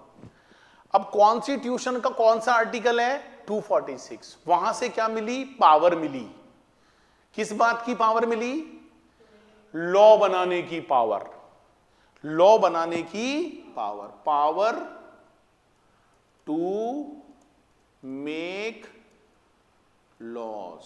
और ये लॉ बनाने की पावर किसने दी? कॉन्स्टिट्यूशन ऑफ इंडिया ने दी। अच्छा, ये जो लॉ बनाने की पावर है ये कौन से आर्टिकल में दी? 246 में। और उसमें 3 तरह की लिस्ट को प्रिंट किया गया। एक का नाम है यूनियन लिस्ट, एक का नाम है स्टेट लिस्ट, और एक का नाम है कॉनकरेंट लिस्ट। तो सर इसको भी किसी ने बनाया तो होगा, कॉन्स्टिट्यूशन को? हाँ बनाया ना, अपने आप थोड़ी बना था। किसने बनाया था ये भी नहीं पता? बताओ। सर जीके बहुत कमजोर होता है हमारा। अरे तो इतना तो याद रखो, कॉन्स्टिट्यूशन किसने बनाया? नहीं पता क्या सच्ची में? बाबा अंबेडकर ने बनाया। BR अंबेडकर, नाम सुना है कभी बाबा अंबेडकर का? वो हमारे कॉन्स्टिट्यूशन के जनक हैं। मतलब बनाया तो और भी बहुत सारे लोगों ने, पर नाम उनका आता है, बड़े मतलब नाम उनका है। जैसे बहुत सारे नेता है बीजेपी पे, नाम तो नरेंद्र मोदी का ही आता है।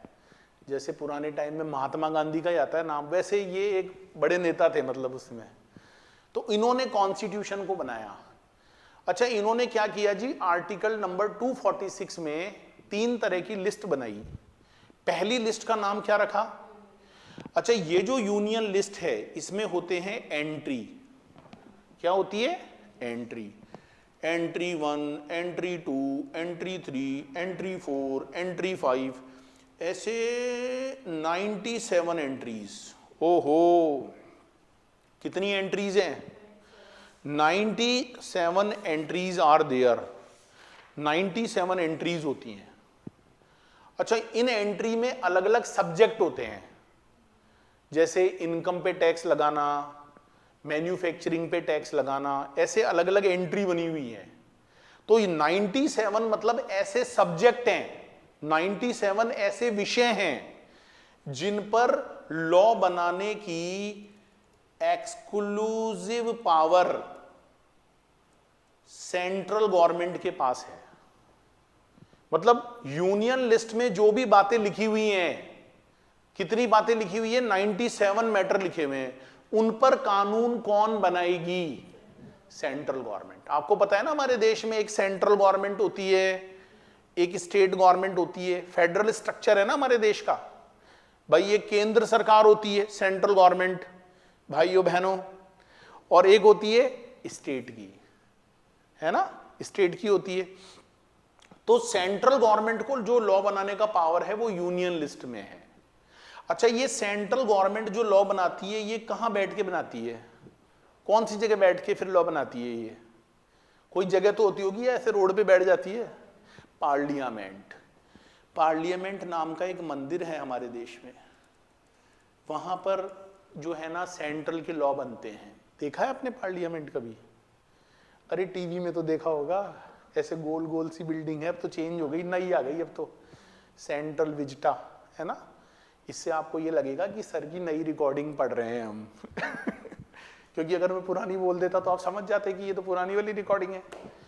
तो ऐसे गोल गोल एक बिल्डिंग थी, अब तो मैं देखी नहीं, देखो नई वाली तो टीवी में भी ढंग से नहीं देखी, वहां पर बनते हैं ये लॉ। अच्छा, आपको पता है पार्लियामेंट में कौन होते हैं? कौन होते हैं पार्लियामेंट में? एमपी होते हैं। एमपी मतलब मेंबर्स ऑफ पार्लियामेंट। तो सर ये मेंबर्स मतलब कहां से जाते हैं ये मेंबर? 500 550 कुछ ऐसे मेंबर हैं टोटल पूरे देश के। ये भाई आपके एरिया में से ही होते हैं। मतलब जैसे आप सब में से किसी एक को, क्योंकि सारे तो वहां जा नहीं सकते ना पार्लियामेंट में, भाई मैं भी लॉ बनाऊंगा, मैं भी लॉ बनाऊंगा, फिर तो बन लिया लॉ। तो आप अपने में से किसी एक को चुनकर वहां भेजते हो, चुन चुन कर भेजा जाता है ना। तो सर वो कौन होते हैं? मतलब अरे चुनाव होते हैं ना, लोकसभा के चुनाव आने वाले हैं भी 2024 में, मोदी जी वाले केंद्र के, तो उसमें चुनाव होंगे ना, वहां देखना खड़े होंगे, तो आप उनमें से चुन के भेजोगे। अच्छा, आप पता है क्यों भेजते हो उनको चुन के? भाई वो आपकी आवाज उठाएंगे वहां पे, और वो वहां पे सोते हुए मिलते हैं। सच्ची बता रहा हूं मैं। पार्लियामेंट में आपने देखा नहीं, कई बार फोटो आती है कि ये सोता हुआ मिला, ये मोबाइल देखता हुआ मिला, ये काम करते हैं वहां पर। क्या कर सकते हैं? तो पार्लियामेंट में कौन होते हैं भाई? मेंबर्स ऑफ पार्लियामेंट, जिनको हम एमपी बोलते हैं, सांसद। हिंदी में क्या बोलते हैं? सांसद। तो ये लोग वहां कानून बनाते हैं। तो सर कानून बनता कैसे है? मतलब कानून के लिए भाई पहले एक ड्राफ्ट होता है बिल, फिर उस पर संसद में बहस होती है। अच्छा, ये जो संसद होती है ना पार्लियामेंट, इसमें भी 2 हाउस होते हैं, एक लोकसभा, एक राज्यसभा। लोकसभा लोअर हाउस है, राज्यसभा अपर हाउस है। दोनों के अंदर वो जो बिल है वो प्रेजेंट होता है, फिर उस पर बहस होती है। और हमारे देश की पार्लियामेंट में बहस बहुत खतरनाक होती है।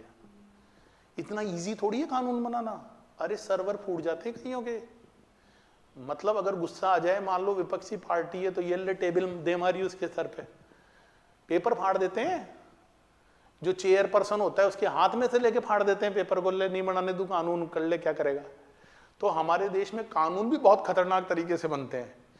फिर जब लोकसभा पास करे, फिर राज्यसभा उसको पास करे बहुमत से, बहुमत मतलब मेजॉरिटी से, फिर जो हमारे देश के प्रेसिडेंट हैं, राष्ट्रपति, उनके पास जाता है वो बिल।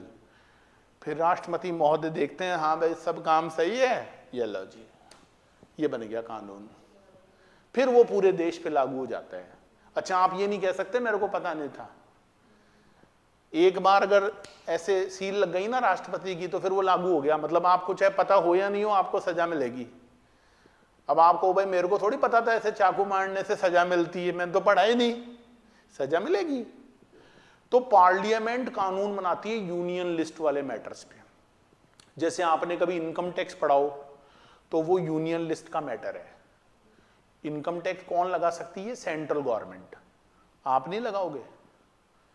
समझ में आ रही है बात? हाँ, ऐसे ही दोस्तों स्टेट लिस्ट होती है।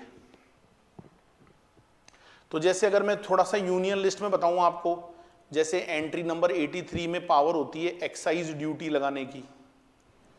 एक्साइज ड्यूटी का मतलब होता है मैन्युफैक्चरिंग पर लगने वाला टैक्स, है ना, कि जब भी आप कोई चीज बनाओगे तो उस पर एक्साइज ड्यूटी लगेगी, तो वो सेंट्रल गवर्नमेंट लगाती है। एक जैसे एंट्री 484 है कस्टम ड्यूटी, ये भी सेंट्रल गवर्नमेंट लगाती है। तो ऐसे बहुत सारे टैक्स हैं जो यूनियन लिस्ट के मैटर हैं, ठीक है। और ये सारे वो टैक्स हैं जो कि इनडायरेक्ट टैक्स हैं। कौन से टैक्स हैं? टैक्स भी दो तरह के होते हैं, डायरेक्ट और इनडायरेक्ट। पढ़ा होगा ये तो। डायरेक्ट टैक्स कौन से होते हैं? जो डायरेक्टली लगाए जाते हैं, जिसमें बर्डन शिफ्ट नहीं होता है। जैसे इनकम टैक्स, भाई इनकम टैक्स तो आपकी इनकम पे ही लगेगा ना, ये थोड़ी है कि पैसे मैं कमाऊं टैक्स पड़ोसी देगा, पड़ोसी क्यों देगा, उसमें बर्डन शिफ्ट नहीं होता है। तो वो भी यूनियन लिस्ट में ही लगता है इनकम टैक्स। और जो गुड्स और सर्विस पे टैक्स लगेंगे वो कौन से टैक्स होते हैं? इनडायरेक्ट टैक्स, जिसमें बर्डन क्या होता है? शिफ्ट होता है। जैसे कुरकुरे खाए हैं कभी? सच्ची बताओ, कौन से वाले खाए हैं आपने? कितने के आते हैं? देखो, एक 10 का भी आता है, 5 का भी आता है क्या? उसमें तो क्या ही आता है, अंदर हवा आती है आधी से ज्यादा, तो थोड़ा सा निकलता है सामान। तो कुरकुरे कोई बनाता होगा ना, तो वो जब बनाएगा तो उस पर टैक्स जोड़ेगा, फिर वो टैक्स किससे लेगा? होलसेलर से। फिर होलसेलर के लग गया टैक्स, तो वो किससे लेगा? रिटेलर से। फिर रिटेलर आपको बेचेगा, आप फाइनल कंज्यूमर हो तो वो आपसे लेगा। तो टैक्स का बर्डन क्या होता है? शिफ्ट होता है। तो डायरेक्ट टैक्स हो, इनडायरेक्ट टैक्स हो, बहुत सारे टैक्स ऐसे हैं भाई जिनको लगाने की पावर किसके पास है? सेंट्रल गवर्नमेंट के पास। And it is covered under union list, right. ऐसे ही दोस्तों बहुत सारे ऐसे टैक्स हैं जो स्टेट लिस्ट में लगाए जाते हैं। इसमें भी बहुत सारी एंट्रीज है, 1 2 3 4। अच्छा, इस पर लॉ बनाने की जो एक्सक्लूसिव पावर है, एक्सक्लूसिव पावर, वो किसके पास है? स्टेट गवर्नमेंट के पास। उस पे सेंट्रल को लॉ बनाने की पावर नहीं है। देखो, ये लिस्ट बनाना जरूरी थी, वरना लड़ाइयां होती, केंद्र में और राज्य में ठन जाती, नहीं हम बनाएंगे, वो कहेंगे नहीं हम बनाएंगे। तो भाई कॉन्स्टिट्यूशन देख लो क्या लिखा हुआ है। इसलिए कॉन्स्टिट्यूशन को बड़ा माना गया है। भाई कोई भी लड़ाई हो, कॉन्स्टिट्यूशन पढ़ ले, बोलेगा नहीं। तो जैसे एक वैट होता था, वैट, आजकल तो खैर जीएसटी हो गया। वैट होता था एक, वैट, उसको सेल टैक्स भी बोलते हैं। जैसे आप कोई चीज बेच रहे हो, बना नहीं रहे, बेच रहे हो, बेचने का मतलब सेल करना, तो उस पर जो टैक्स लगता है वो स्टेट गवर्नमेंट की पावर होती है। सेल टैक्स लगाने की पावर ओनली किसके पास है? स्टेट गवर्नमेंट के पास, because it is a matter of state list. It is a matter of state list. तो जो चीज यूनियन लिस्ट का मैटर है उस पर लॉ बनाने की पावर सेंट्रल गवर्नमेंट के पास है। और जहां पर स्टेट गवर्नमेंट को लॉ बनाने की पावर है वो स्टेट लिस्ट में आता है। सर ये तीसरी लिस्ट कौन सी होती है? इसमें भी दोस्तों नंबर ऑफ एंट्रीज है, 1 2 3। अच्छा, यहां पर क्या होता है? सेंट्रल गवर्नमेंट भी लॉ बना सकती है और दोस्तों स्टेट गवर्नमेंट भी यहां पर लॉ बना सकती है, दोनों को पावर होती है। तो सर फिर दोनों को पावर होती है? हाँ जी, दोनों को पावर होती है। तो सर अगर दोनों में कॉन्ट्राडिक्शन हो जाए तो, मतलब सेंट्रल और स्टेट में लड़ाई हो जाए, जी नहीं नहीं, तो किसका लॉ प्रिवेल करेगा? सेंट्रल का। इसमें पता है कौन से मैटर होते हैं? जैसे एनवायरमेंटल कोई मैटर हो, जैसे पर्यावरण पर कोई कानून बनाना हो, या जैसे सिविल लॉ होते हैं, सिविल लॉ, जमीन जायदाद के जो कानून होते हैं, जैसे क्रिमिनल लॉ होते हैं, आपने कोई क्राइम किया है उसके लॉ हैं, तो वो सेंट्रल के भी अंडर में आते हैं और स्टेट के भी अंडर में आते हैं। हाँ, अगर कॉन्ट्राडिक्शन होगा तो किसका लॉ प्रिवेल करेगा? सेंट्रल का। ये मैं नहीं बोल रहा भाई, कॉन्स्टिट्यूशन में लिखा हुआ है। तो ये हमारे देश की दोस्तों एक व्यवस्था है। आर्टिकल नंबर 246 कहां पर है? ये कॉन्स्टिट्यूशन के अंदर। ये क्या देता है? पावर देता है। किस चीज की पावर देता है? कानून बनाने की पावर, लॉ बनाने की पावर। इसमें कितनी लिस्ट होती है? 3 लिस्ट होती है, सेंट्रल, स्टेट और कॉन्करेंट, यूनियन, स्टेट और कॉन्करेंट। आया कुछ समझ में आया? सर ये स्टेट वाले लॉ कहां पर बनते हैं? स्टेट के कानून कहां बनते हैं? कौन सी जगह? मतलब ऐसे रोड पे बैठ के बनते हैं? नहीं, ये बनते हैं भाई जो स्टेट की असेंबली होती है, जिसको हम हिंदी में विधानसभा बोलते हैं। जैसे मैं अभी आपको जहां पढ़ा रहा हूं ना, ये विधानसभा से मुश्किल से 100 मीटर की दूरी पर है। मतलब मैं जब चाहूं ना, जब देख सकता हूं मैं। सर हम भी आएंगे एक बार दिखाना कि भाई कौन सी जगह बनते हैं लॉ, हम भी चेक करेंगे।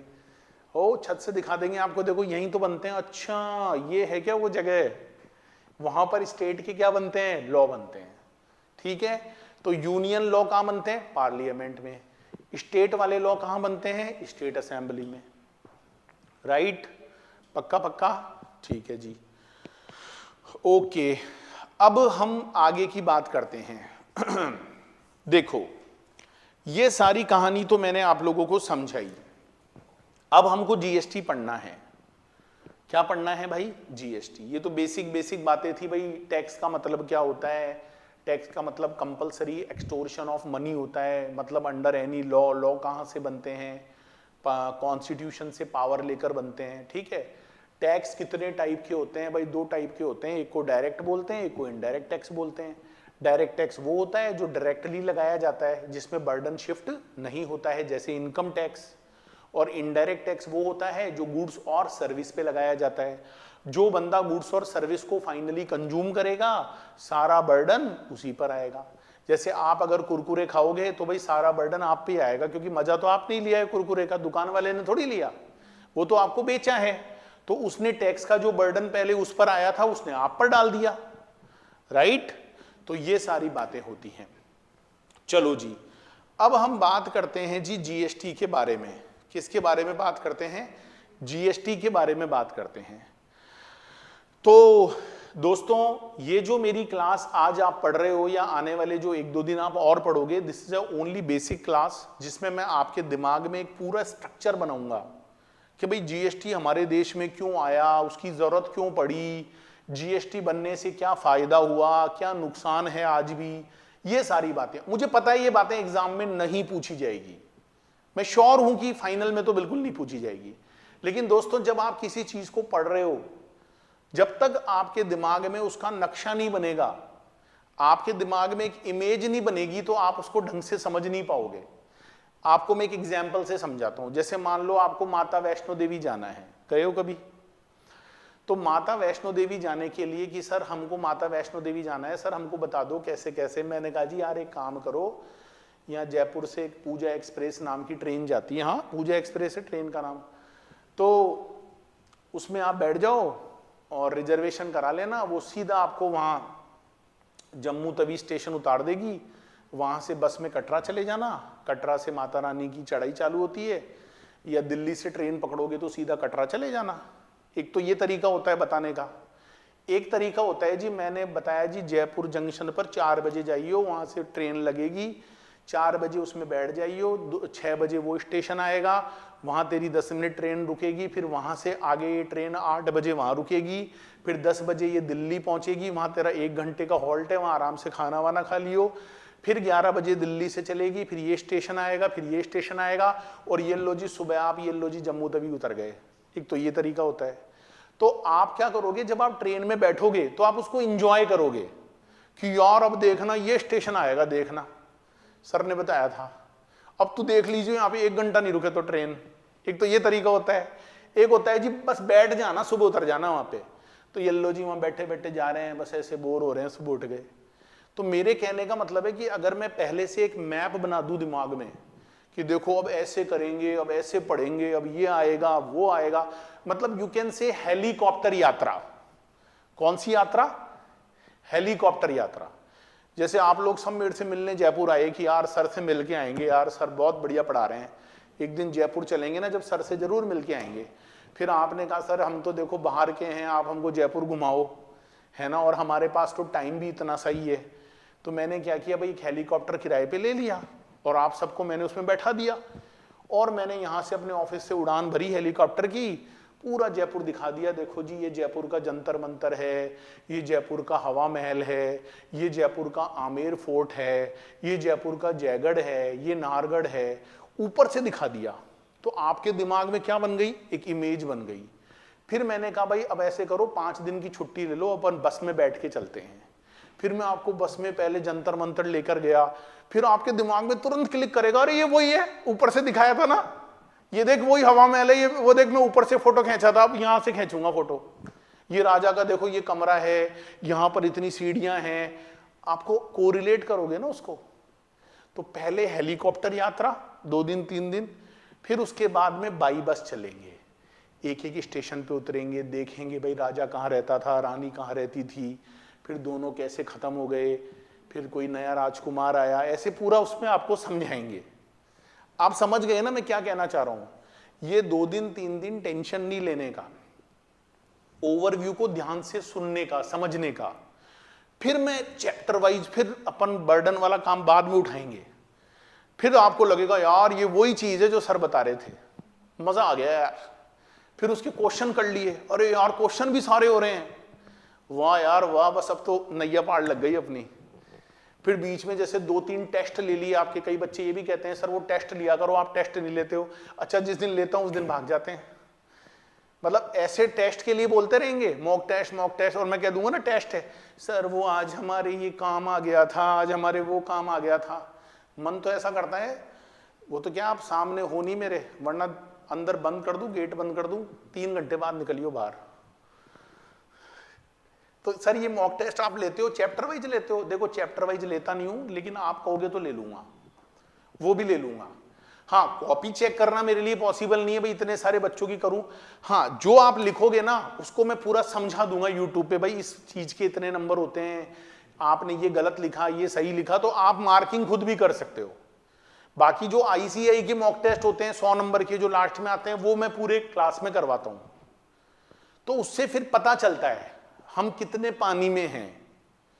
क्योंकि देखो आप ये सोचोगे सारा काम सर ही कर दें, भाई मैं तो देखो अपनी पूरी मेहनत करूंगा, मैं तो पूरी अपनी खून पसीना एक करूंगा, लेकिन आपका भी तो साथ चाहिए। ऐसे थोड़ी है कि बस मैं करता रहूं, आप साथ ही नहीं दे रहे।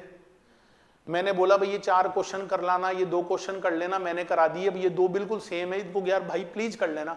नहीं सर मैं वैसे ही कर लाया था। अरे वैसे क्यों करके लाया, कॉपी में किया नहीं किया? यही तो टाइम चाहिए भाई। अब आप इतना सा भी नहीं कर सकते कि रोज आधा पौना घंटा उसको देख लें, तो भाई फिर कोई इलाज नहीं है। देखो फिर ये काम इकट्ठा होता रहेगा, क्लास होती रहेंगी, हाँ बहुत बढ़िया समझ में आ रहा है, फिर वो पहाड़ लगने लग जाता है। तो रोज का काम रोज कर लो, इससे बढ़िया कोई बात नहीं है। रूटीन बनाना पड़ता है, कभी भी बनता नहीं है, और रूटीन एक बार बन जाता है ना तो फिर वो फॉलो भी हो जाता है। राइट, पक्की बात है। बाकी तो आप समझदार हो भाई, फाइनल के बच्चे हो, है ना। तो आज शुरू करें या नेक्स्ट क्लास में शुरू करें, बताओ? नेक्स्ट में कर दें। तो आज हमारा बेसिक क्लास था, कल से मैं जीएसटी का पूरा बेसिक स्टार्ट कर दूंगा। भाई जीएसटी का अवतरण कैसे हुआ पृथ्वी पर, जीएसटी कानून को क्यों लाया गया, ऐसी क्या जरूरत आन पड़ी थी कि जीएसटी को आना पड़ा देश में। अच्छा जीएसटी क्या है, कोई नई चीज है या पुराने वाले वर्जन का ही एक मॉडिफाइड फॉर्म है? अच्छा जीएसटी आने से क्या बेनिफिट हुआ? अच्छा जीएसटी को जितना अच्छा बताया जा रहा है क्या वो वास्तव में उतना अच्छा है, या उसमें आज भी बहुत सारी खामियां हैं? इन तमाम बातों के बारे में दोस्तों हम आने वाले 2 दिन में डिस्कस करेंगे। आपके कौन कौन से चैप्टर हैं, कितने मार्क्स के क्वेश्चन वहां से आएंगे, हर चैप्टर का वेटेज क्या है, ये भी मैं आपको बताऊंगा। अच्छा ये सब मैं मन से नहीं बताऊंगा, इस बार आईसीएआई ने वेटेज इंस्टीट्यूट की वेबसाइट पर डाला है, लेकिन बहुत सारे बच्चों को इस बात की चिंता नहीं है, तो वो मैं क्लास में बता दूंगा। भाई देखो इन चैप्टर्स में से इतने नंबर के क्वेश्चन आएंगे। ऐसे नहीं बताया कि पहले चैप्टर में से कितने आएंगे, ऐसे नहीं बताया। मतलब 4-5 चैप्टर का ग्रुप बना दिया भाई, इसमें से लगभग इतना पार्ट पूछा जाएगा ताकि आप छोड़ ना सको। नहीं तो कई बच्चे सोचेंगे यार इतने क्यों पढ़े, फिर इतने ही पढ़ जाओ, है ना। तो वो सारी बातें आने वाले 2 दिन में हम करने वाले हैं, ठीक है। बेसिक पूरा आपको चार्ट बनवा दूंगा, समझा दूंगा, सारी बातें बता दूंगा, ये मानते हुए कि आप पहली बार पढ़ रहे हो।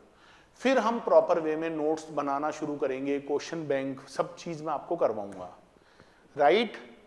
चलिए जी, और भी कोई चीज हो तो आप मुझे कमेंट में लिख सकते हैं, ठीक है। हमारी एंड्रॉयड ऐप डाउनलोड कर सकते हैं, वहां पर चैट का ऑप्शन है, वहां आप मेरे साथ चैट कर सकते हैं। एक मेरा व्हाट्सएप नंबर है, वहां आप मेरे को मैसेज भी कर सकते हो, है ना। देखो फोन करोगे तो हो सकता है मैं नहीं उठाऊंगा क्योंकि कई बार बिजी रहता हूँ ऑफिस में। आप मैसेज कर दोगे तो मैं जवाब दे दूंगा उसका। इस नंबर पर आप मेरे को मैसेज भी कर सकते हो, ठीक है। मेरा टेलीग्राम चैनल है सीए डॉक्टर अमित खांडल, वो ज्वाइन कर लेना। वहाँ मैं अपने जैसे पीडीएफ वगैरह शेयर कर दिया करूँगा, तो आप लोगों को ईजी रहेगा, राइट। अगर आप मेरी क्लास नहीं भी ले रहे हो तो वहाँ से आपको फ्री कॉन्टेंट मिल जाएगा। तो चलिए दोस्तों, आज के लिए इतना ही। बाकी आप डिस्क्रिप्शन बॉक्स चेक कर लेना, वहाँ पर सारे लिंक्स हैं मेरे सोशल मीडिया के, जो भी आप जहाँ भी जुड़ना चाहो, ठीक है, जुड़ सकते हो। Thank you so much for watching this video. और पहली क्लास थी इसलिए सारी बातें बताई। लाइक करोगे, शेयर करोगे, अच्छा लगेगा भाई, ठीक है। आपके जो भी कोई दोस्त लोग हैं उनको भी बता देना, समझ में आएगा तो अच्छी बात है, नहीं अपने को तो क्या है भाई, अपना काम है ये। लास्ट में एक ही बात बोल रहा हूँ, thank you so much for watching this video.